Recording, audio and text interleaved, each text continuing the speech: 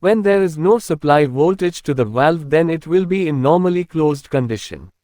When the relay was closed, then power will be passed through the solenoid coil, then energizes the coil. The energized solenoid coil acts as magnet and lifts the core or plunger of the solenoid valve. Core or plunger of solenoid moves towards upsides. This movement creates an open flow of liquid. When the relay was opened, power supply is disconnected, then solenoid coil de-energizes, so the plunger will be pushed back to its original position with the help of a spring. This movement stops the liquid flow.